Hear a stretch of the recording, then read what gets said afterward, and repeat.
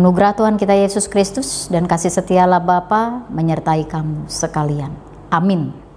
Bapak Ibu saudara terkasih, firman Tuhan pada pagi hari ini saya akan bacakan dari Yeremia 14 ayat 21, dikatakan sebagai berikut. Janganlah engkau menampik kami oleh karena namamu, dan janganlah engkau menghinakan tahta kemuliaanmu. Demikian firman Tuhan.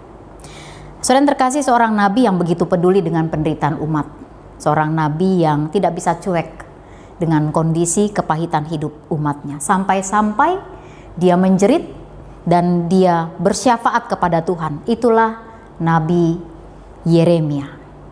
Nabi Yeremia melihat bagaimana umat menderita akibat daripada dosa-dosa yang sudah mereka lakukan. Tapi ironisnya, umat tidak mengakui dosa-dosa mereka, tidak bergeming untuk memohon pengampunan dan belas kasihan Tuhan. Dalam kondisi yang seperti itulah Yeremia justru tampil bertindak untuk mewakili umat, mengakui dosa, memohon ampun hanya kepada Tuhan, bersyafaat kepada Tuhan. Nah, kita mau melihat bagaimana respon daripada Tuhan. Ternyata dengan tegas Tuhan menuntut sebuah pertobatan. Pertobatan harus datang dari keinsafan orang yang bersangkutan.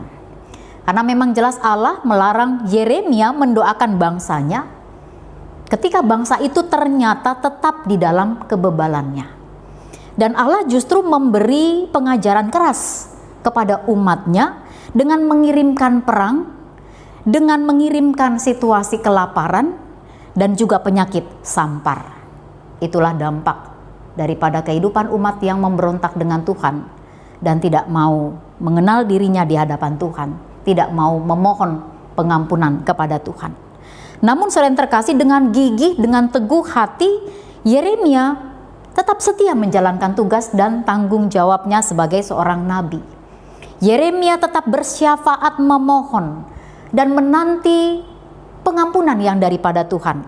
Dan itulah syafaat Yeremia dengan mengatakan, janganlah engkau menampik kami oleh karena namamu, dan janganlah engkau menghinakan tahta kemuliaanmu. Yeremia dengan doa syafaatnya ini berharap hanya kepada Tuhan untuk sebuah pengampunan bagi umatnya.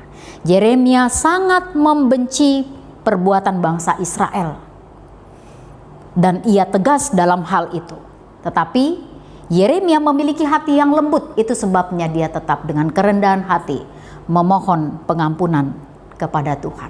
Saudara yang terkasih, Yeremia dalam doanya berusaha mengingatkan Allah tentang perjanjiannya dengan nenek moyang Israel, tentang janji berkat bagi umat pilihan Tuhan. Nah, berangkat dari firman Tuhan pada saat ini, Bapak Ibu saudara yang terkasih, kita mau diingatkan tetaplah jalankan tugas dan tanggung jawab kita di dalam kebenaran Tuhan. Tetaplah memohon belas kasihan yang daripada Tuhan. Karena memang tanpa pengenalan diri di hadapan Tuhan, pasti murka Tuhan itu akan sampai kepada kita.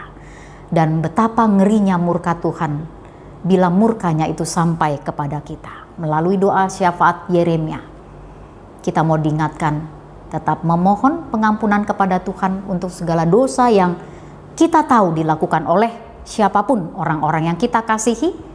Dan bagi kita yang melakukan dosa, diingatkan untuk mengenal diri di hadapan Tuhan, supaya murka Tuhan tidak sampai kepada kita.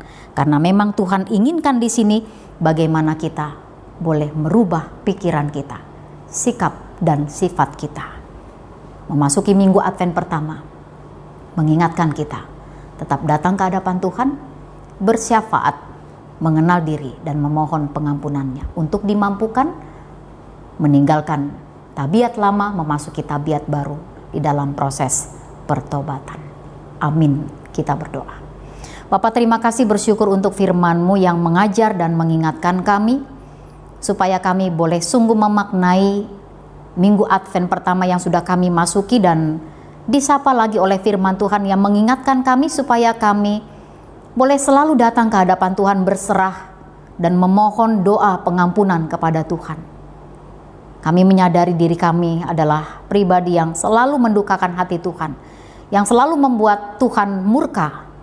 Karena itu Bapa, biarlah sebagaimana doa daripada Yeremia, kami mau membuka diri kami dan kami juga peduli untuk menyampaikan permohonan kepada Tuhan atas perbuatan, atas perlakuan dari orang-orang yang kami kasihi yang mungkin sudah menyimpang dari jalan Tuhan.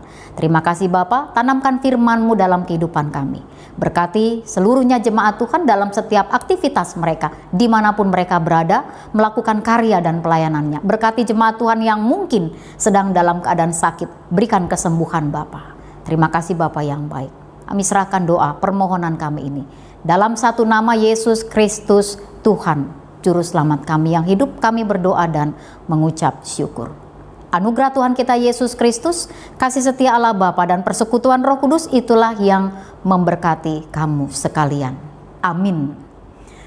Selamat pagi bagi kita semua. Tuhan Yesus memberkati kita untuk berkarya dan melayani di dalam bersama dengan Tuhan.